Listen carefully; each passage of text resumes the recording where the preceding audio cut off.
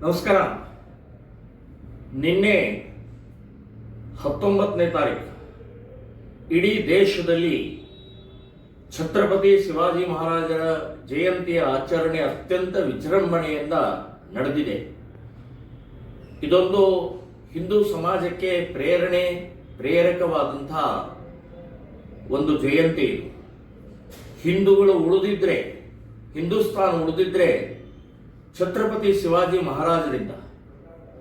ಅಂಥ ವೀರ ಧೀರ ಕ್ಷಾತ್ರತ್ವವನ್ನು ಮೂಡಿಸಿದಂತಹ ಛತ್ರಪತಿ ಶಿವಾಜಿಯ ಮೆರವಣಿಗೆ ಮೇಲೆ ಬಾಗಲಕೋಟೆ ನಗರದಲ್ಲಿ ಒಂದು ಮಸೀದಿ ಎದುರುಗಡೆಗೆ ಬಂದ ತಕ್ಷಣ ಕಲ್ಲು ಚಪ್ಪಲಿಯನ್ನು ಎಸೆತಾರೆ ಅಂತಂದ್ರೆ ಇದೊಂದು ಅತ್ಯಂತ ಹೀನವಾದಂತಹ ಕೃತ್ಯ. ಈ ದೇಶದ್ರೋಹಿ ಕೃತ್ಯ ಇದು, ಹಿಂದೂ ದ್ರೋಹಿ ಕೃತ್ಯ ಇದು. ಛತ್ರಪತಿ ಶಿವಾಜಿಯ ಮೆರವಣಿಗೆ ಮೇಲೆ ಕಲ್ಲು ಎಸೆದಿದ್ದಲ್ಲ ಇದು. ಹಿಂದೂಗಳ ಮೇಲೆ, ಹಿಂದೂ ಧರ್ಮದ ಮೇಲೆ, ದೇಶದ ಮೇಲೆ ಕಲ್ಲು ಎಸೆದಿದ್ದು ಅಂತ ಅನ್ನೋದನ್ನ ನೆನಪಿಟ್ಕೊಳ್ಳಿ. ಈ ರೀತಿಯ ಮಾನಸಿಕತೆ ಇದೆ. ಈ ಮಾನಸಿಕತೆಯ ವಿರುದ್ಧ ಹೋರಾಟ ಮಾಡಬೇಕಾಗಿದೆ. ಇವತ್ತು ಕಲ್ಲು ಒಬ್ಬ SP ಅವರ ಮೇಲೆ ಬಿದ್ದಿದೆ, ಪೊಲೀಸ್ ವರಿಷ್ಠ ಅಧಿಕಾರಿಗಳ ಮೇಲೆ ಬಿದ್ದಿದೆ. ಅದೇ ಇನ್ನೊಂದು ಎಲ್ಲೋ ಬಿದ್ದಿತ್ತಂದ್ರೆ ಕಲ್ಲು ಬಿದ್ದಿಲ್ಲ, ಏನೋ ಆಗಿಲ್ಲ ಅಂತನ್ನುವಂಥದ್ದು ರಾಜ್ಯ ಸರ್ಕಾರ ಹೇಳ್ತಾ ಇತ್ತು, ಗೃಹ ಮಂತ್ರಿ ಹೇಳ್ತಾ ಇದ್ರು.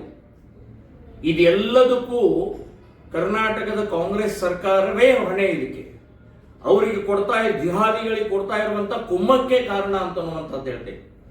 ಛತ್ರಪತಿ ಶಿವಾಜಿ ಮಹಾರಾಜರ ಮೇಲೆ ಮೆರವಣಿಗೆ ಮೇಲೆ ಕಲ್ಲು ಎಸೆಯುವುದು ಅಂತಂದ್ರೆ ಎಂಥ ನೀಚರು, ಎಂಥ ದ್ರೋಹಿಗಳು.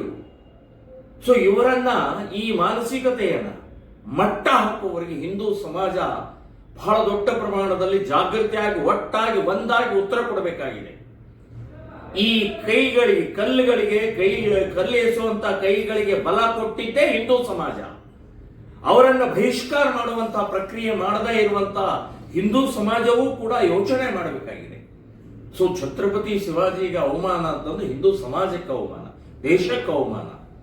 ಇದನ್ನ ಇಡೀ ಹಿಂದೂ ಸಮಾಜ ಖಂಡಿಸಲೇಬೇಕು, ವಿರೋಧಿಸಲೇಬೇಕು.